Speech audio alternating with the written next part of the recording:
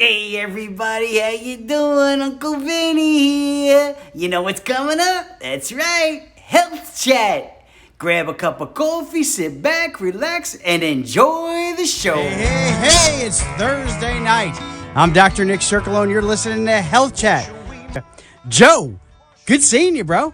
Good to be here. Good seeing you. It's exciting. I'm actually facing you because today we have a special guest. I have my niece with me, Reagan, and Reagan is 17 years old. So I was trying to think about a show that we can do that's related to health, Okay. that would be fun, and to hear from a 17-year-old. And I'll tell you what, you know what? They deal with a lot of drama, dude.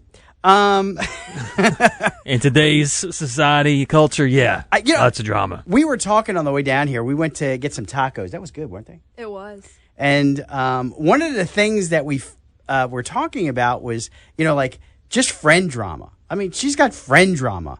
And I'm thinking to myself, I'm 60 years old. I got friend drama.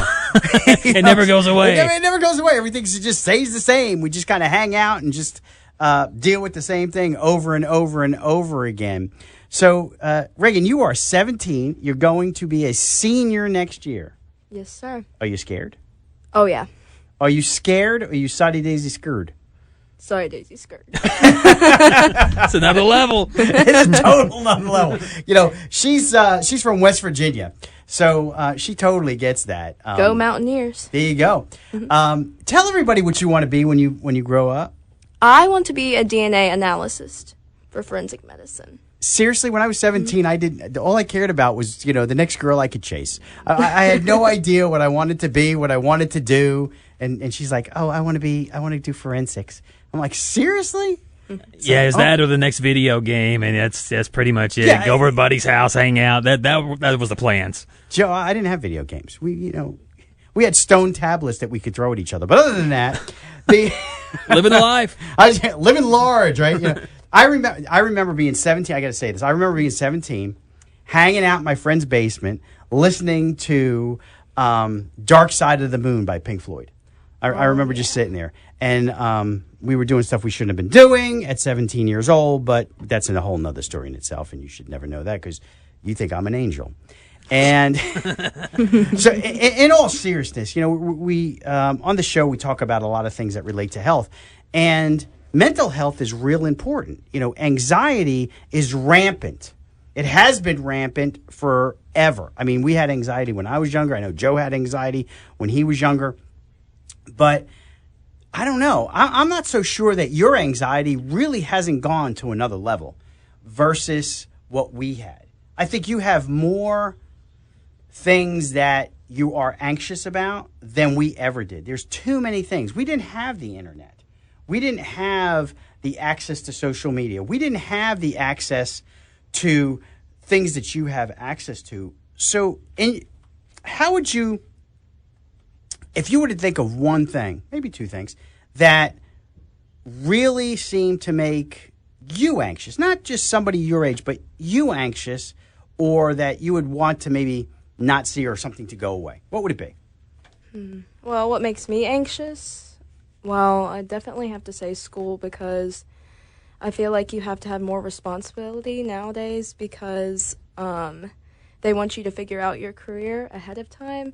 It's a little pressuring. And with social media nowadays, too, I feel like you're pressured to be a certain way. Like, if you're not on with the new trends, you're not cool. I mean, that's just how it is, honestly. Well, that hasn't really changed that much. I remember, when I was younger, if we didn't have this certain type of pants, we didn't have the right sneakers, we weren't cool. And we were kind of outcast. If if your parents bought something at Kmart and they didn't buy it from, a sporting goods store or a good shoe store, you weren't anybody, and you were picked on and bullied. But I think bullying has gone to like a new level with you. You think so? I'm asking. I mean, you're in school now. How many kids are in school with you? I would say over 1,000. Okay, over 1,000 kids. How many cliques would you say are in school? Like groups of kids that just are to themselves and not doing anything else? I would say I don't know. We don't really have cliques, to be honest. Everyone's just kind of...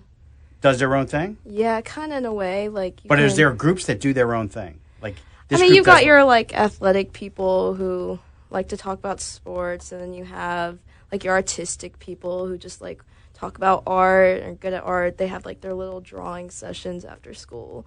So I guess kind of in a way, but, like, where it used to be back then, they would, like, you'd sit at your own lunch table with a certain group. Like, it's not really like that anymore. Like, I have artistic friends, and I'm not artistic, so it's not really as cliquey as Yeah. it used to be. So everybody Yeah. kind of hangs out. But it just seems like... Well, I think, Nick, good. it's the fact that, back when, way back when we were in high school, you did have those cliques, yeah, and maybe you knew someone that was being bullied or, that's being picked on all the time.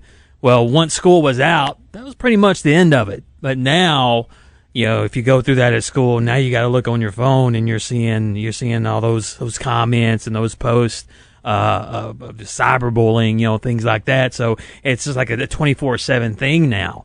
Where back then, if you were unfortunate enough to be bullied, it was just at school, or maybe you saw some friends out after the fact. But now it's just like a constant thing. Yeah, I never thought of it that way. I was actually bullied as a kid. I was little. I mean, when I graduated high school, talking about being little, I mean, I was ripped when I left high school. I was 127 pounds of twisted steel. Yeah, I was tiny. You still are, man. Yeah. What are you talking about?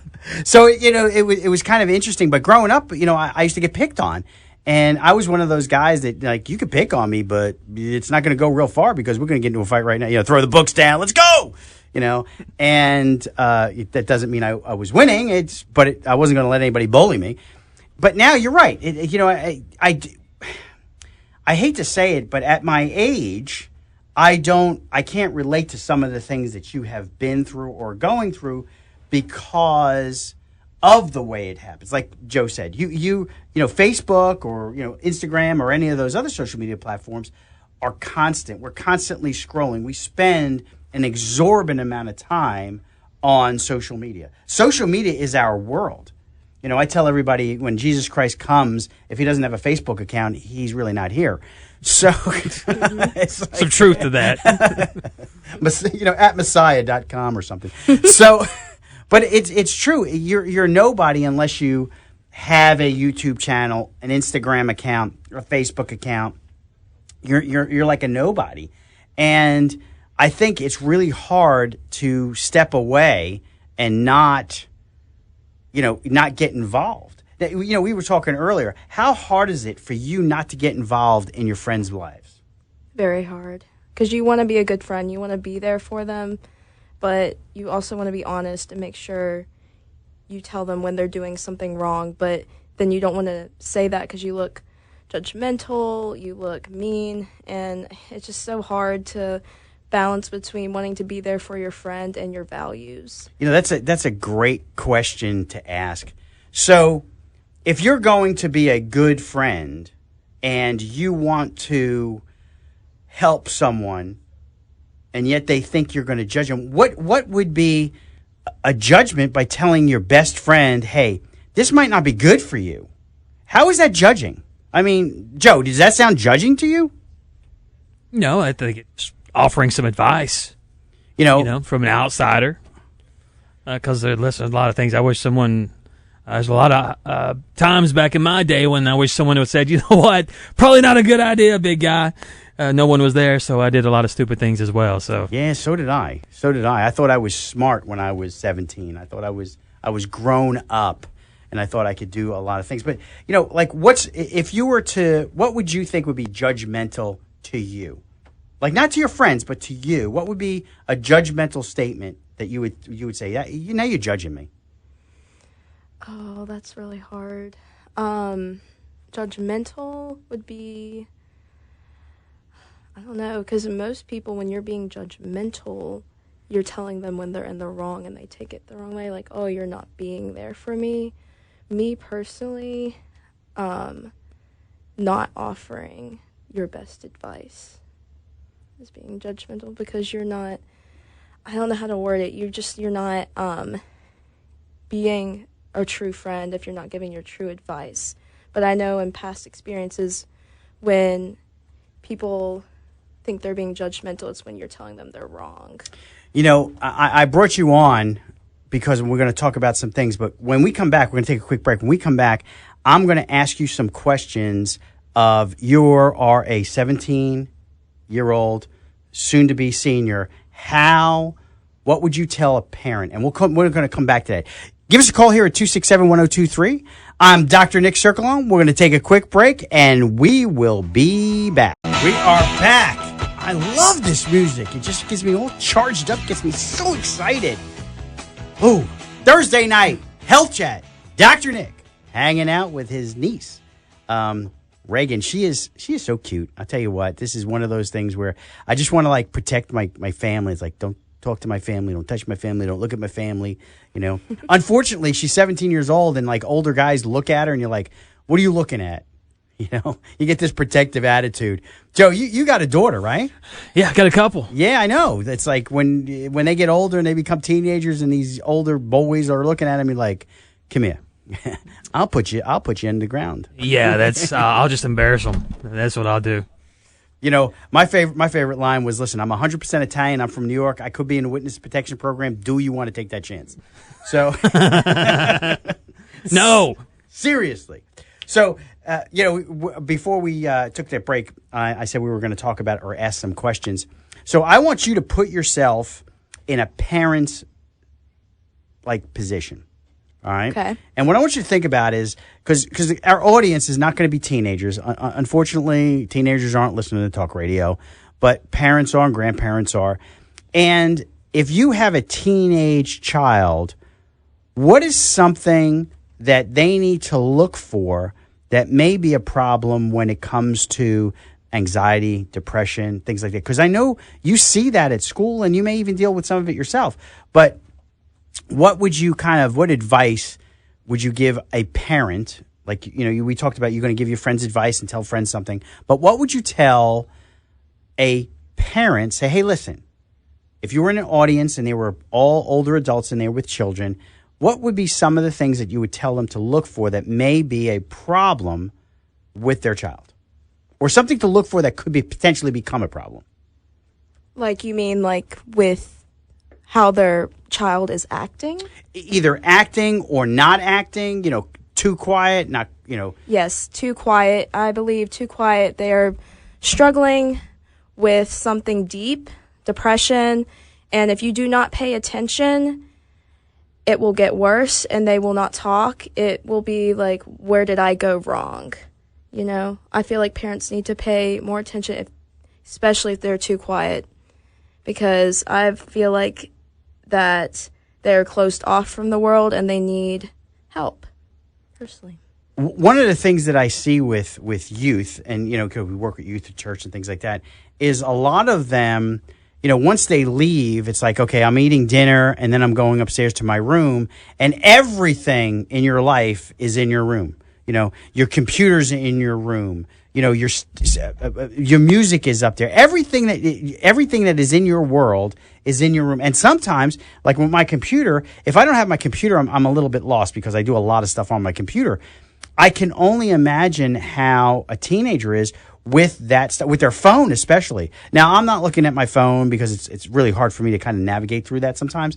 But a computer, you know, I'm kind of attached to it. I'm not one of those that picks up my phone and I got to scroll every 5 minutes. Like, oh, what's my face looking? Oh, they like that. Oh, that's a cute puppy. You know, we don't do any of that stuff. But you guys live on that phone. You know, that social media or that phone is your, I guess, lifeline to others. And I guess as an adult, how serious should I be knowing what my kids are looking on their phone, number one, or their computer? But how do I do it and not be rude, judgmental, overbearing, things like that? Or is there a way to do that? I don't even know if there is a way. Social media is a dangerous place. You have to be very careful when you look upon it. It can be very downbringing on your child. I don't want the parent to be strict, but I feel like if you are at least limit them, and you need to look what they are looking at. Say, hey, what do you follow? So you can at least explain to them if they're following something that's wrong, you know? Just, like, don't be like, hey, oh, I'm going to take your phone away for, like, 2 months. Like, explain to them why it's wrong. You know what I mean? Yeah, so don't do something just to do it. Now, my thing is, and Joe, how old are your girls? 11 and 8. Okay, so they're young. Now teenage girls and teenage boys, really, they put stuff online. There's a camera associated with their phone. Why would you want to take pictures? Certain pictures. I don't have to go into detail. Adults are doing the same thing. So they are. They're doing the same thing. Wiener got in trouble for it, didn't he? I know that's funny when you say that. Of all people to have done something of taking pictures of himself, why would you have a name like that? But number one, why would you do that? And number two, that's there forever. It never goes away. I mean, yeah, just because you delete it don't mean it went away. Yeah, it'll pop up somewhere. And I'm asking a really broad question right now, Reagan.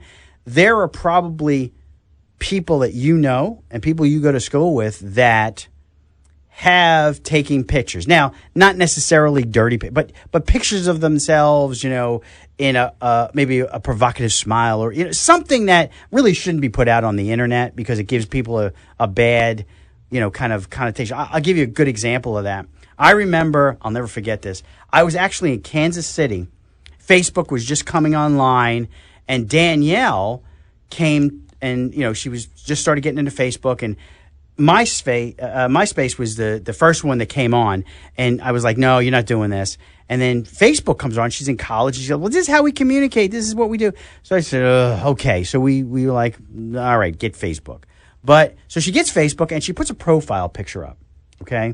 And I'm in Kansas City. I'm doing a class, and I click on the computer and her picture pops up, her profile picture. I get on the phone. I go, take it off. She's like, what? I said, take the picture off now. She's like, there's nothing wrong with it, and there wasn't. It was from like right about the chest level up. She was smiling. It was the way it looked. Like a guy would look at that and go, oh, yeah, I'm going to be friends with her. So it's not necessarily a bad picture or dirty pictures you put up there. It's the way you present yourself when you take those pictures. And I think as teenagers, you think it's, oh, hey, it's just a picture. It's not nothing bad. But it does become bad. How many people do you look at, you see pictures, and you go, I don't know if I would have put that up if I were you? A lot. Okay, so if I'm saying it, and your friends are doing it, and as a friend, as a teenager, you're saying don't do it, how do you let a parent go, oh, you know what, I'd rather you not put a picture like that up? So how would you explain that to an adult to go, like, if this is your child doing this, you really need to sit down and talk to them? And I'm not talking about, like, pictures of, with no clothes, things like that. I'm talking about just a picture that just has that look to it. I don't really know how to go about it, because it's just, if it's a provocative picture, like even just like with clothes and everything, but it's just making them look older. Like I'm 15, 16 years old and I'm looking 22 years old. If that was my daughter, I would want to say something. Yeah, like, but how do you say, we're this is a fine line. Joe's sitting here going, oh, I'm going to get there soon. This is a fine line between, really upsetting the kid and really letting them go off the deep end and say, I don't trust my parents, they're judging me, and then they're doing crazy things anyway. But how do you do it in a way and say, listen, this is why? Is it more of explaining and not judging? I mean, you're not judging anyway. You're just trying to protect them. I don't think it's judging. I just think you need to explain to them why, because there are dangers on social media that they need to be aware of, and it doesn't matter if it's a provocative picture or not. There are creeps out there, and they need to just know the dangers. They need to know that, hey, I need to take this step to protect myself. The world is real out there. And I don't know, parents, I don't think it is strict telling your kid that because you're protecting them. And I feel like, yeah, like I said earlier, you shouldn't maybe take their phone away. You should just sit down and explain, hey, this is why you shouldn't do this. I don't think it's being judgmental at all.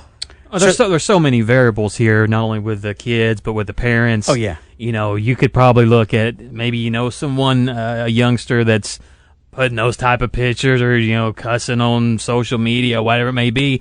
You could probably look to their parents and see that they're doing the same thing. In a lot of cases, and I'm not saying a majority of cases, but at that point, what are you doing? If you come to them as a friend and say, listen, I don't know, man, I don't know, maybe you should be a little bit more careful about what you put up, and then they're being reinforced by their parents by doing the same thing. So, with the variables here are so all over the place, and it's like, where do you start? Well, that's he must have been reading my script, because my next question was, we as parents will have a very difficult time doing that if we're doing the same thing. Right. So, the next question is, number one, how many of people that a lot of the behavior is coming from the home? I know actually quite a few that have grown up with not very great examples in their life that have taken a turn for the worst. They're going down the wrong path. And as a parent, you really need to evaluate yourself as well, not only your child, because how you look in front of them really rubs off on them. You know what I mean? No, I know exactly what you mean. And, how you act, even with your spouse, wife, husband, how you act with them in front of your child, it affects them a lot. Like I feel like if you have parents that were always loving, kind, caring, you kind of grew up that way. But if you had more parents that argued, you grow kind of like, I don't know, suspicious if you're in your own relationship, just stuff like that. They've seen cheating. It's really hard, because they don't want to end up like their parents, but they fall down that wrong path because they don't know how to handle it another way, because they've never had a good example in their life. Well, we're talking about a majority. Now, there is a minority of people that come from really, really bad situations and become and overcome all of that. We know that. And there's people that come from really awesome situations and fall down this path. We're not talking about those people. We're talking about like kind of the general consensus. So if I can't talk to my children about it, and if I try to, it kind of goes upon deaf ears. But as a friend, how would you? And the reason why I'm saying that, you are one of those kids, and you've always been this way ever since you've been little, that has this leadership quality, and people look to you and people talk to you and they open up to you, because what you see is what you get with you, Reagan. It's like, I don't have to worry about looking at your phone. I don't have to worry about, what are you doing at school or what are you doing outside of school. If I left you to watch the kids, Nicholas and Leon, you'd be fine. But there are some kids who were like, oh, no, that's not going to happen. You're not going to do that. Yeah. But so with that being said, if you were to talk to your friends and say, I'm going to give you advice, or I'm going to say, hey, how would you confront someone and say, listen, this is a bad path that you're going down. I love you. I'm just letting you see this. Yeah, I'd be the most honest I could be. I'd explain to them why it's wrong, first of all, because I love you. Like you said, I love you. You are my friend. I don't want you to go down this path. I want you to be able to live the best life that you can. And yeah, I'd have to be honest with them, because I don't think there's another way you could do it. You just have to be honest with them, and whether they like it or not. But that, to me, is being a good friend, is being honest and making sure they know, hey, that's wrong, and then maybe change their mind. You never know. Well, that's a great thing. We're going to take a quick break. We're going to come back and we're going to talk about some like past experiences that I've had with myself, with my family, and I guess Joe, because there's 3 generations here, so we can talk a little bit about this. You're listening to Talk Radio 102.3. I'm Dr. Nick Circolone, hanging out with Cowboy Joe and my niece Reagan. Give us a call here at 267-1023, and we'll be back. We're back. Talk Radio 102.3. It's Thursday night. I'm Dr. Nick Circolone. We're hanging out in the studio with Reagan, my niece, and Cowboy Joe. This is so exciting. I love doing this. This is just like so much fun. we're running it live on Facebook. So anybody out there on Facebook, we would like to see your comments. Don't forget to share it, because there are people watching it right now going, what are they talking about? And what we're really talking about is I'm trying to bring in, everybody goes, well, it's health chat. Why are you talking about, like anxiety and teenagers? And well, that has to do with health, because a lot of times depression, anxiety, family life, things like that will affect your health, and does. And it's very important that we address all of that, because if we don't, things fester. And that's what we're going to talk about. Like sometimes things fester that we're doing in our home, and we become anxious, we become depressed, we become inward. And then there's a lot of depression, anxiety with your age group. And we really didn't talk about this, but, suicide is a real issue. It's not like it's not. And I wanted to mention a little bit of that. I don't know if you've experienced any of that, or if you've had friends that have talked about it, maybe not have done it. But, I mean, have you been in that situation where you've heard people talk like that? Like wanting to kill themselves, yes. Yes. It is such a sad situation, because I recommend always telling a trusted adult if you do hear someone talking like that, because you could save a life. But I had a friend that committed suicide in high school, my 9th grade year. He was wonderful, happy. You never would have thought he was going through something that hard, and he committed suicide, and I just couldn't believe that he did it, because you would have thought he's a happy person. That's why it's always so important to really pay attention to people. I hate ending a show by talking about these things, but that is so important and so real that, yes, you need to talk to your friends, and you need to watch what your kids are doing and understanding, but really you need to be talking to your kids. You need to be, and this is me speaking, and you correct me if I'm wrong, because I think you and I, when we have a conversation, we have a conversation. I'm not judging you. I'm not telling you you're doing something wrong.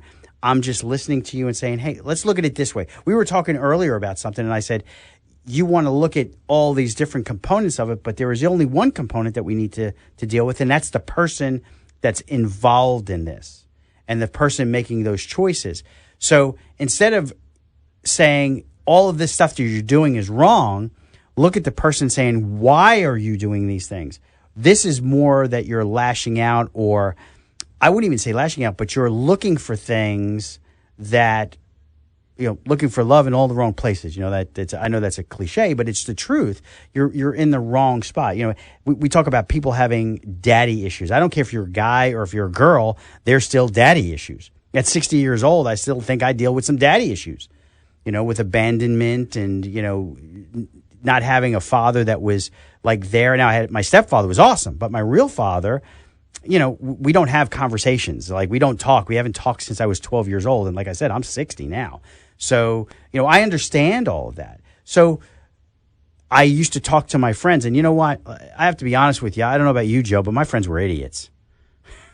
Oh, yeah. I was king idiot of all our friends. Yeah. I mean, they were just like, oh, you got to be kidding me. But, when you listen to Reagan talking, she's got a head on her shoulders.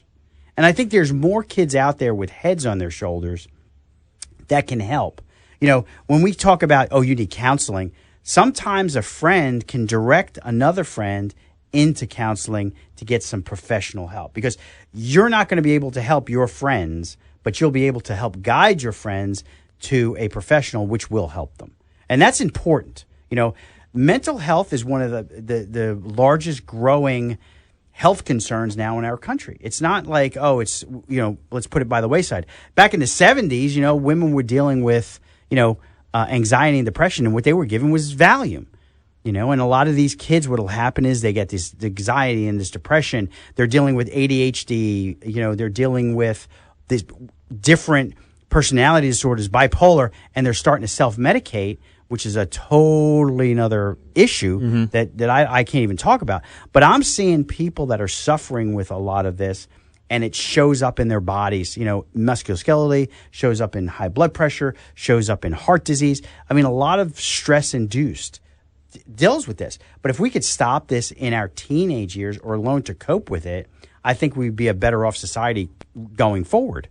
So how would you let a friend know, listen, there's a problem here. You may want to get professional help. Because I don't know if the schools are good at doing that. I don't think they are. I could be totally wrong. Yeah, just speaking, I have not really had, I would not go to someone in my school necessarily. I mean, there are a couple teachers I feel like I could talk to, but, most of them, no. I feel like our counselor is just there for, helping with classes, not really there to be a person to listen. So if I were to tell my friend that they need professional help, I would just explain to them why I think the problem they're dealing with is wrong and why I think they do need help, because if they do not get help, it will get worse and they will keep feeling worse. So this is why they need to get help. They have to be able to admit themselves as well that they need help too. That's the tricky part right there, because if you come at someone as I think you need some help, and they could get all mad. It's like, what are you saying? What are you saying? I'm crazy or something? And then that friendship could be lost just over something like that. So yeah, that's a tricky situation that I've never been in, and I hopefully never will be in. I have friends to this day that I could be totally honest with them, going like, dude, you need some help. They may not listen to me, they may not like what I'm saying, but I planted that seed for that, and that might be it. You can't badger somebody. You can't go, you need some help. You're really screwing up. You need some. Then it becomes now you're badgering them. But I mean, if you mentioned it and then kind of backed off and just, I'm all about loving you. Let's love on you and help protect you. But sometimes a hard thing to do is after they don't want to do something and they're still on the destructive path, sometimes you have to step away.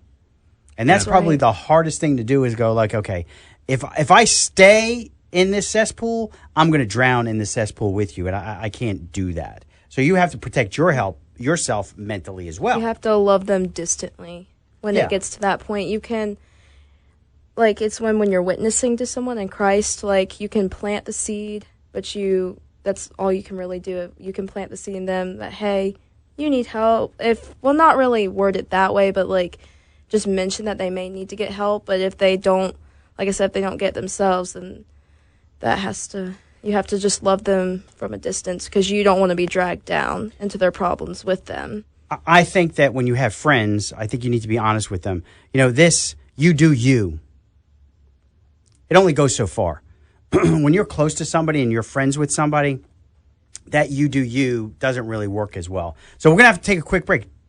We're coming up to the top of the hour. You're listening to Talk Radio 102.3. I'm Dr. Nick Circolone. This is Health Chat. Give us a call here at 267-1023, and we'll be back. We're back. Talk Radio 102.3. I'm Dr. Nick Circolone. You're listening to Health Chat, and we're just sitting here bobbing our heads. 17-year-old still listening to the Almonds. I mean, that's pretty good. She's bouncing her head. I'm an old soul at heart. That's good. I like that. That's why we get along so well. I was thinking about you the other day when I was going to do this. I got a picture of us in Obergatlinburg where you're wearing these mirrored little sunglasses. You're probably about 2 years old. You get these beautiful little chubby cheeks, and you and I are hanging out, and it was a lot of fun. So I have great fond memories of hanging out with my niece. You make me feel young. For those of you just tuning in, I have my niece with me, Reagan. She is 17 years old, and we're talking about some of the things that 17-year-olds deal with. You talked about something that was really interesting. Is I can't wait till I get to college just to stop all this drama. There's going to be drama in college. Unfortunately, yes. It'll be different drama, but it's still going to be drama. It's funny that we all of our baggage that we have growing up, and we'll bring it into college and into the rest of our lives. And sometimes we bring it into the workforce. There are people that are younger than me, my age, of course, Joe's age, that are still dealing with trauma that they had when they were in high school. It's just one of those things. I tell people, you talk to people and they talk about, and Joe, you probably have this too, that they live in the yearbook and they talk about what they were doing in high school like it was yesterday. It's you've been out of high school for 40 years. What, are you kidding me? But people still, they kind of live in that past. And I think it's because they want to correct what happened before, but they just don't know how to do it. And I think a lot of people are afraid to say, hey, I need some help, and then go to a counselor. Because as a friend, I'm not a good counselor, but I can tell you to go to a counselor. You know, as we get older now, in my age group, in your age group, they don't talk about going to counseling. We go to life coaches. And that's a great point, too, where you said, as a friend, I'm not a great counselor, because what happens when you try to do that? Well, you're most likely you're going to take their side on pretty much everything. So, you know, that's not what they need to hear. That's not what they need to hear at all. So they need that third party to kind of bounce stuff off of. And, you know, as a neutral party, they can address the situation and not knowing all the factors, I think, can be a good thing at times. Oh, absolutely. And if I will say this, and then we're going to ask you another question. You know, I went to a counselor early on in my life. I was probably 19 when I went, but I'll never forget Dr. St. John, because if it wasn't for Dr. St. John, I would not be standing here today talking the way I am and have become a doctor, because she actually changed my life. That's a whole nother show in itself, and we need to talk about that, getting a professional on here. But it is always good to see a professional, seeking a professional.